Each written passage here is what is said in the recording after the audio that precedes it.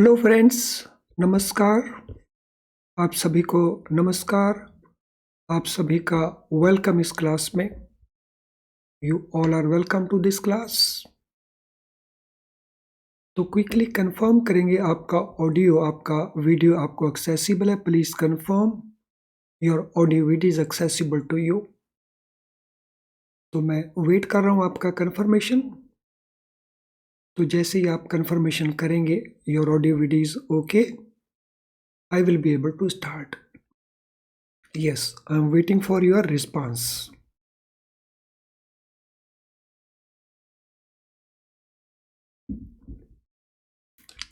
So all of you please confirm quickly. सभी confirm कर देंगे जितने स्टूडेंट क्लास में हैं।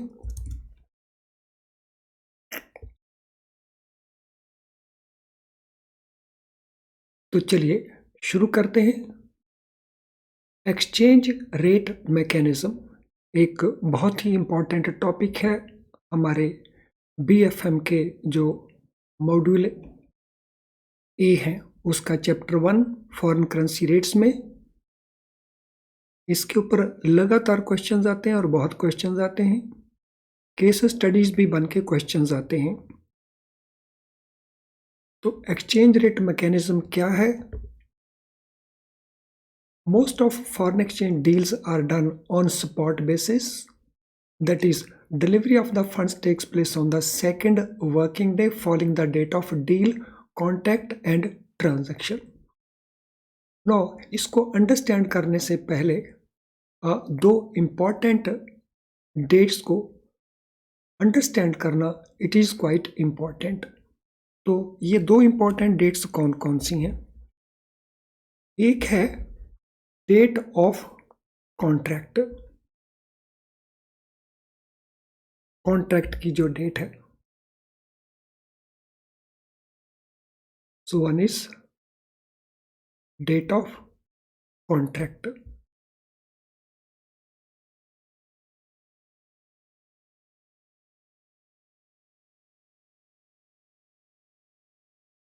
सो कॉन्ट्रैक्ट की डेट है means the date on which the rate and date has been finalized. इस रेट के ऊपर फॉरेन एक्सचेंज को एक्सचेंज किया जाएगा,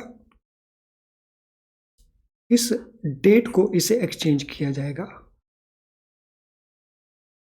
सो दूसरा इसके अंदर है डेट ऑफ डिलीवरी।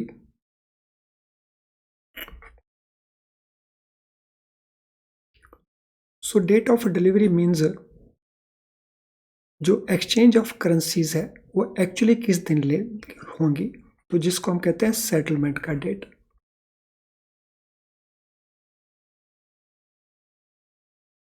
और डेट ऑफ कॉन्ट्रैक्ट को हम डेट ऑफ डील भी कहते हैं, डेट ऑफ कॉन्ट्रैक्ट भी कहते हैं, डेट ऑफ ट्रांजैक्शन भी कहते हैं।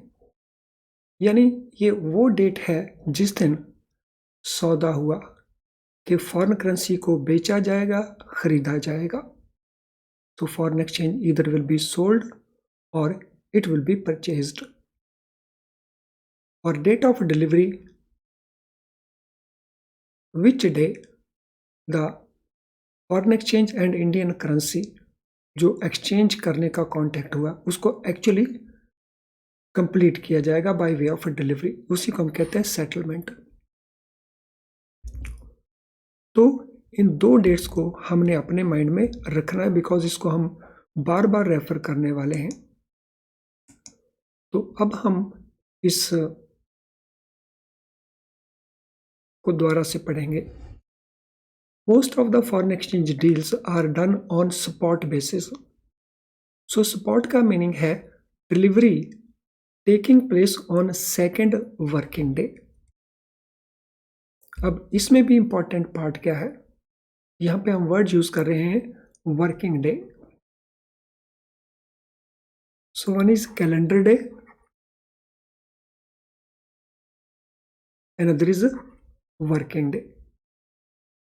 सो फिडाई रूल्स कहते हैं मंडे से लेकर के फ्राइडे तक वी हैव वर्किंग डे। तो दैट मीन सैटरडे संडे उसको वर्किंग डेज में नहीं लेना है। और जब भी हम काउंटिंग करेंगे तो इन 2 डेट्स को हम एक्सक्लूड करके काउंटिंग करेंगे। तो अगर हम कहते हैं सेकंड वर्किंग डे, तो ये सेकंड वर्किंग डे हम अगर बीच में संडे या सैटरडे आता है तो उसको एक्सक्लूड करके कैलकुलेट करेंगे। सो फॉर एग्जांपल, अगर कॉन्ट्रैक्ट है लेट अस से 25 जुलाई का, एंड लेट अस से इट इज वेडनेसडे,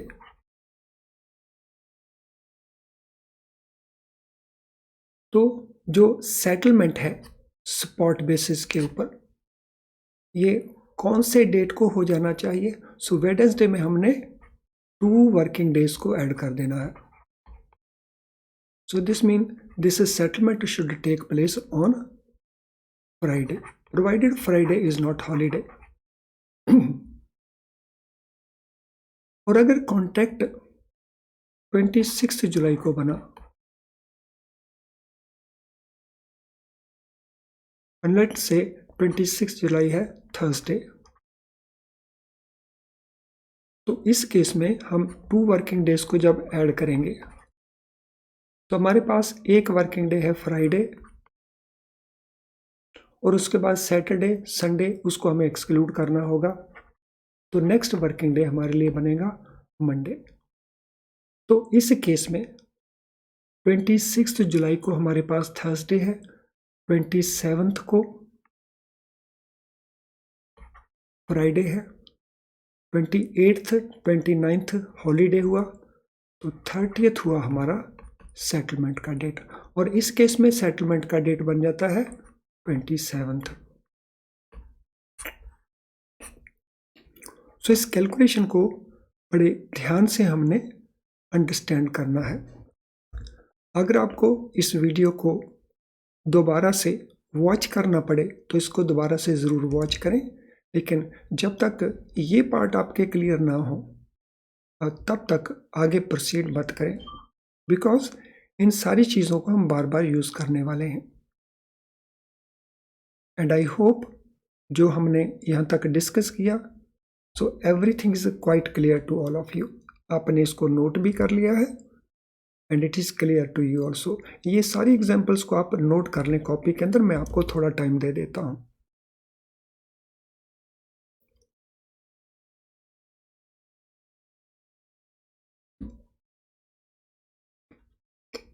और अगर ये रह जाए ले नोट करने से तो आप सब्सिक्वेंटली इस वीडियो को वॉच करके इसको नोट कर सकते हैं। This rate is known as a support rate. तो जब हम सेटलमेंट सेकंड वर्किंग डे को कंप्लीट करते हैं तो इसके लिए हम जो रेट यूज करते हैं उसको हम कहते हैं सपोर्ट रेट।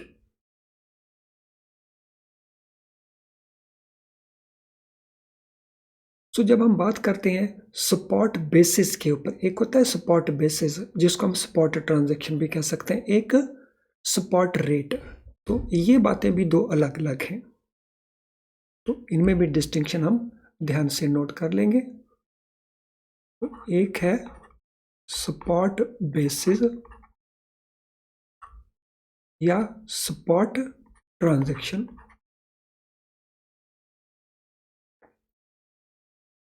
एक है support rate. So support basis means when transactions are completed on T plus 2 working day basis. So T means the date of trading, date of deal, and 2 working days means this 2 working days। यानी spot transaction का जो period है that is T plus 2 working days, और इसके अंदर 3 अलग अलग variants बन जाते हैं। इसके 3 पार्ट्स हैं। एक है T0, एक है T1 और एक है T2. So T0 means it is the same day.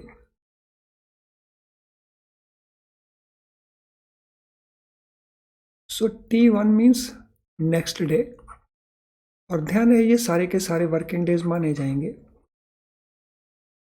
And T2 means so T plus 2 working days, यानी डे आफ्टर टुमारो. तो ये 3 दिनों के अंदर हम इसको सेग्रीगेट करते हैं. तो अगर हम इसको लेते हैं कि डील की डेट है जुलाई 25 और ये वेडनेसडे है, तो 25 हुआ T0, 26 हुआ T1, 27 हुआ T2. जो स्पॉट रेट हम वर्ड यूज करते हैं, so it is related to T+2. So जब भी आप वर्ड पढ़ें स्पॉट रेट, तो हमने अंडरस्टैंड करना है that we are talking about T+2 working days.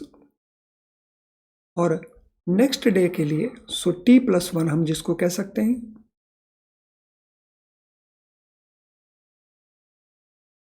इसको हम कहते हैं टॉम.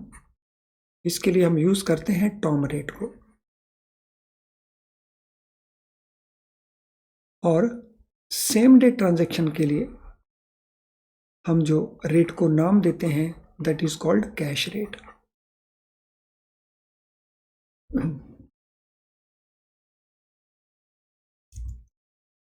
तो इस सारे पार्ट को बहुत अच्छे से प्रैक्टिस करना और इसको याद रखना.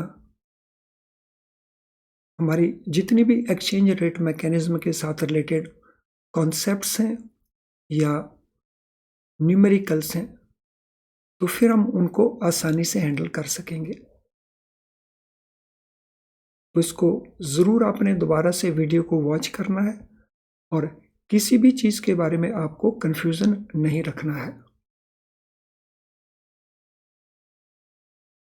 तो यहाँ पे क्या लिखा है, so this rate is known as a spot rate. कौन सा, जो सेकंड वर्किंग डे तक T+2 वर्किंग डे तक कंप्लीट हो जाए.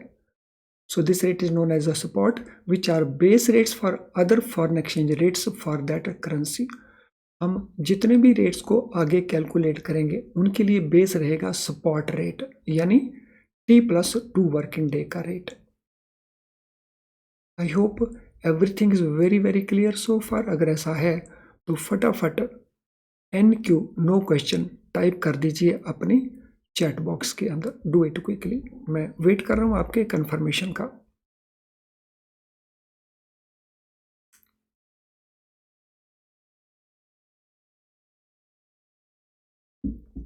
और कोई भी कंफ्यूजन होगा, वीडियो के इस पार्ट को दोबारा से वॉच कर लेना. एंड आई एम 100% श्योर कि आपको कंफ्यूजन नहीं होगा उसके बाद.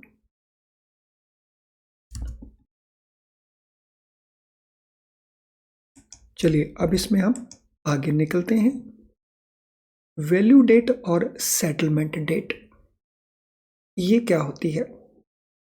इस कॉन्सेप्ट को ऑलरेडी हम डिस्कस कर चुके हैं, बट स्टिल मैं इसको रिलेट कर रहा हूं.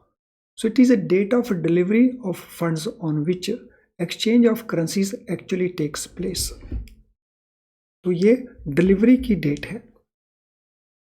तो अगर कॉन्टैक्ट हुआ है जुलाई 25 को और ये वेडनेसडे है और ये ट्रांजैक्शन हुई है स्पॉट रेट की,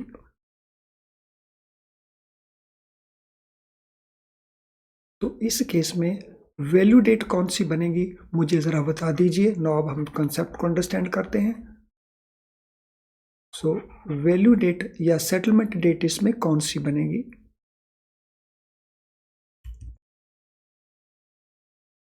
yes, I wait for your answer. इसमें वैल्यू डेट कौन सी बनेगी?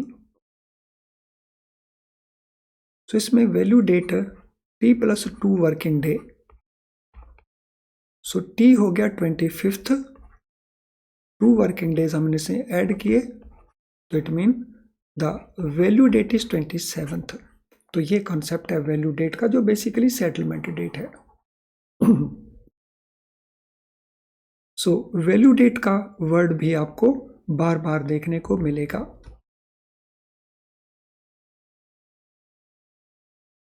अब आगे चलते हैं। इन case of payments on telegraphic transfer basis, TT हम जिसको कहते हैं, अगर ट्रांजैक्शन टीटी बेसिस के ऊपर है, टेलीग्राफिक ट्रांसफर बेसिस के ऊपर, तो value date normally same date रहती है दोनों सेंटर्स के ऊपर। So value date is normally same in both centres, because payment काफी क्विकली इसमें सेटल होती है। So in case of payments on TT basis, the value date is usually same in both centers। Usually है, but it can be different also. तो इसका meaning क्या हुआ? इसका मीनिंग है payment of respective currency in both centres takes place on the same day, so that there is no gain, there is no loss of interest accruing to either party. तो अगर delivery same day हो जाएगी तो फिर उसमें interest element नहीं आता। Interest element कब आता है? जब डिलीवरी सेम डे नहीं होती। और फिर इंटरेस्ट एलिमेंट अगर बीच में आता है तो उस केस में हमें जो एक्सचेंज रेट बनेगा उसको एडजस्ट करना होगा इंटरेस्ट को प्रोविजन करते हुए।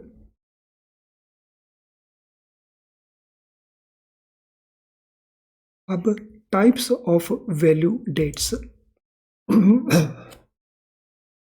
वैल्यू डेट्स के टाइप्स कौन कौन से हैं?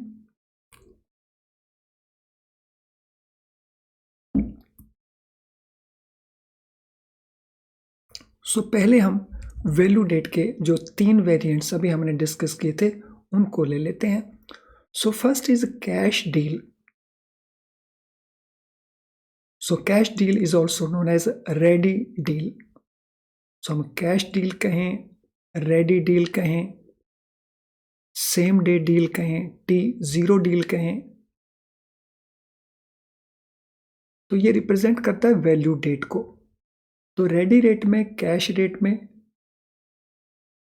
या सेम डे डील के अंदर delivery will take place on the same working day. Delivery उसी वर्किंग डे को होगी। फॉर एग्जाम्पल, अगर डील का डेट है March 06 और डेट ऑफ डिलीवरी भी है March 06, तो हम कहेंगे इट इज कैश और रेडी रेट, कैश और रेडी डील। तो वैल्यू डेट में अगर पूछा जाए कि डिलीवरी सेम डे प्लेस हो रही है जिस दिन का कॉन्टैक्ट है, तो इस ट्रांजैक्शन को हम क्या कहेंगे? इसको हम कहेंगे कैश डील और रेडी डील। और इसके ऊपर लगने वाले रेट को हम कहेंगे रेडी रेट और कैश रेट। ये दोनों बातों में डिस्टिंक्शन रखना है। एक सेटलमेंट का डेट क्या है, वो वैल्यू डेट के पॉइंट ऑफ व्यू से, और उस डेट के रेट को क्या कहेंगे वो भी उसी नाम से है। सो रेडी और कैश रेट।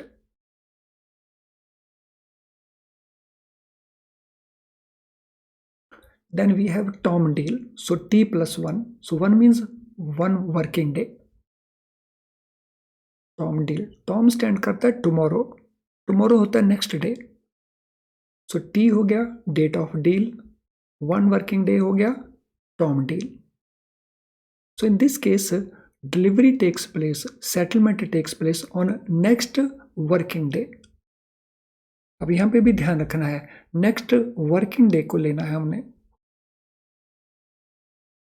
सो अगर date of deal, date of contact 6 March है और 7 मार्च भी वर्किंग डे है, तो इसमें वैल्यू डेट बन जाएगी March 7।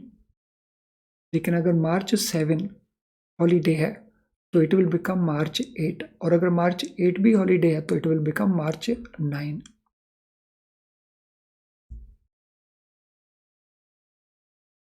तो ये हुआ टॉम डील। सो टॉम डील के ऊपर हम यूज करेंगे रेट, टॉम रेट को। Rate which will be used on Tom deal, it will be Tom rate.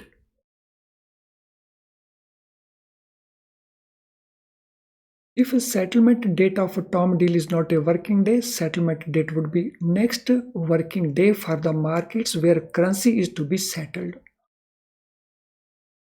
तो जहां इसको सेटल होना है वहां अगर हॉलीडे है तो ये डेट शिफ्ट कर जाएगी।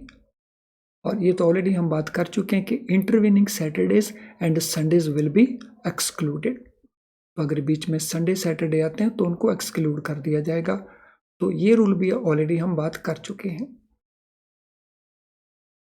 No spot deal. So spot deal involves delivery of funds taking place on second working day. Second working day यानी T+2 वर्किंग डे। सो इसमें अगर डेट ऑफ डील मार्च 6 है तो डेट ऑफ डिलीवरी मार्च 8 होगा, provided in between there is no holiday. तो 6th भी working day मानेंगे हम, 7th भी वर्किंग डे मानेंगे और 8th को भी वर्किंग डे मानेंगे। तो इन दैट केस जो स्पॉट डील का पीरियड है वो 8th मार्च तक का है और इस रेट को हम कहेंगे स्पॉट रेट। मैं यहाँ पे लिख देता हूं, इनमें रेट्स को हम नाम किस नाम से जानते हैं। तो इसके लिए रेट होगा रेडी रेट या कैश रेट। इसके लिए रेट का नाम होगा टॉम रेट। इसके लिए रेट का नाम होगा स्पॉट रेट। सो अगर हमें कोई कहता है कि ये टॉम डील है तो इमीडिएटली हम अंडरस्टैंड करेंगे दैट इट इज T+1। अगर हमें बताया जाता है कि ये स्पॉट डील है तो immediately we will take it is T+2 working days. और अगर कहा जाता है ये रेडी रीडील है तो हम कहेंगे तो T0 या T day. So I'm sure all these concepts relating to this part are very clear to all of you. और अगर ऐसा है तो स्माइलिंग आइकन को पोस्ट करके मुझे कंफर्म कर दीजिए that everything is clear.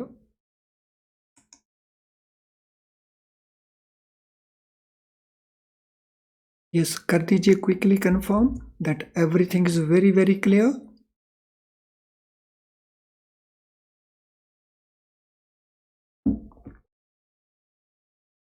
Okay, अब आगे चलते हैं। If settlement date of spot deal is not a working day, अगर स्पॉट डील के अंदर सेटलमेंट डेट वर्किंग डे नहीं है तो settlement date will be on next working day for the markets where currency is to be settled. तो अगर उन markets में छुट्टी है तो जहां इसका सेटलमेंट होना है तो उस केस में इसको हम एक दिन के लिए पोस्टपोन कर देंगे, यानी for the period of holiday हम इसको पोस्टपोन कर देंगे। And intervening Saturday and Sunday तो they will always be excluded. तो ये सेम रूल है जो हमने T1+ के केस में देखा है।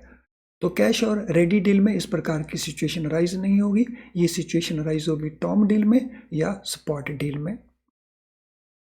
वन मोर इंपॉर्टेंट पार्ट, अगर डील के बारे में कुछ नहीं मेंशन है तो ऑलवेज हम अज्यूम करेंगे that it is a spot deal. If nothing is mentioned the assumption would be that settlement is to take place on spot deal basis। तो ये assumption हम मान के चलेंगे कि ये स्पॉट डील का मीनिंग स्पॉट डील को ही अज्यूम किया जाएगा।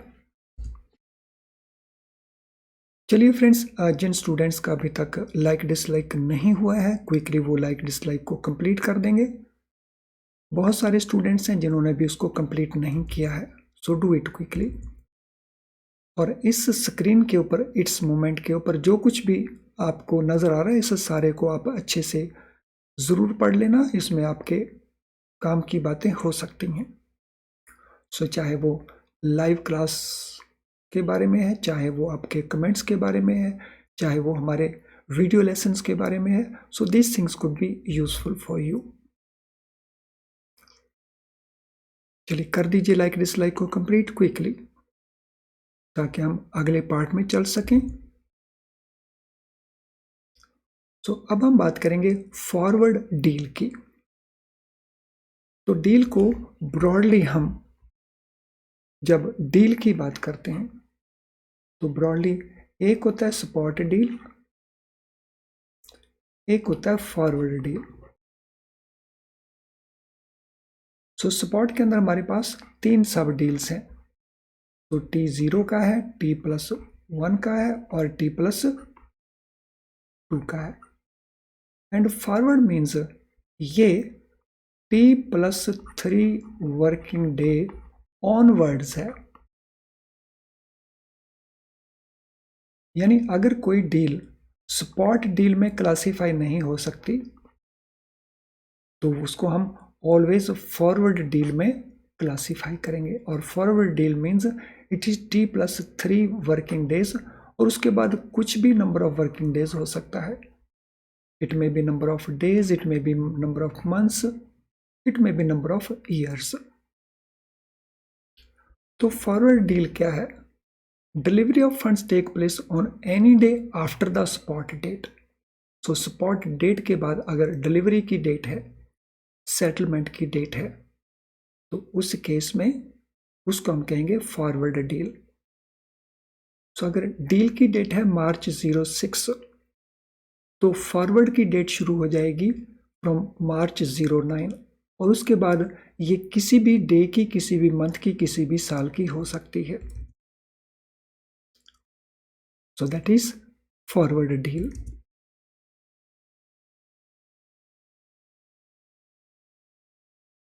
फॉरवर्ड डील के अंदर जब हम रेट की बात करेंगे सो फॉरवर्ड डील में हम रेट यूज करेंगे फॉरवर्ड रेट.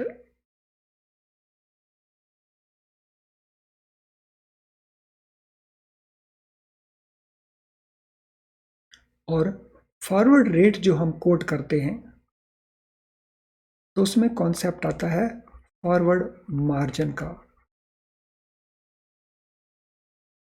फॉरवर्ड मार्जिन का उसमें कॉन्सेप्ट आता है. और ये जो फॉरवर्ड मार्जिन है तो this margin can be in the form of premium also, this margin can be in the form of discount also. ये प्रीमियम भी हो सकता है, ये डिस्काउंट भी हो सकता है.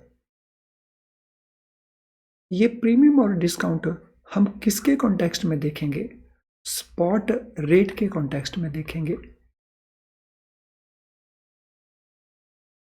और फॉरवर्ड को हम सिंपल लैंग्वेज में फ्यूचर डेट मानते हैं. It is future period. So spot rate से अगर जो फॉरवर्ड का रेट ज्यादा है तो उस केस में ये प्रीमियम बन जाता है.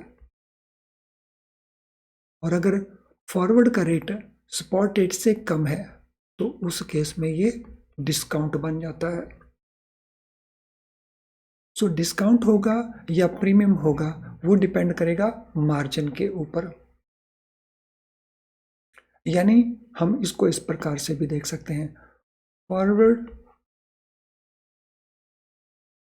एंड स्पॉट, इन दोनों का जो डिफरेंस है तो उसको हम कहते हैं फॉरवर्ड मार्जिन. अगर forward margin, forward rate rather, अगर फॉरवर्ड रेट $US का हम लें तो $1 इज इक्वल टू से एग्जाम्पल के तौर के ऊपर 82 रुपीज 50 पैसा, जबकि स्पॉट हमारे पास अवेलेबल है 82.25. तो यहाँ पे फॉरवर्ड हमारे पास रेट ज्यादा है तो it mean forward is at a premium. और अगर ये 82.50 है लेकिन आज स्पॉट जो है वो 80 to 70 है। तो यहाँ पे स्पॉट हमारे पास ज़्यादा है, तो this mean the foreign currency means US dollar, so it is at a discount. तो जो हमने प्रीमियम या डिस्काउंट देखना है वो फॉरेन करेंसी को रिलेट करके देखना है। तो इस केस में अगर हम इस रेट को लेते हैं तो then forward rate is at a premium, और इस केस में अगर हम लेते हैं तो forward rate is at a discount. Well friends, हम इस डिस्कशन को कंटिन्यू करेंगे इन नेक्स्ट लेसन्स ऑल्सो। तो आपका किसी प्रकार का कोई क्वेश्चन है तो आप अपने क्वेश्चन को कमेंट बॉक्स में टाइप कर सकते हो, जो आपको हमेशा अवेलेबल रहता है। और अगर आपको हमारी अदरवाइज कोई हेल्प की ज़रूरत है other than the class part, class के अंदर क्या बताया गया इसको छोड़ करके, तो ये हमारा ईमेल आईडी है where you can contact us. तो चलिए मैं इस क्लास को वाइंड अप करता हूँ। Thank you friends, all the best.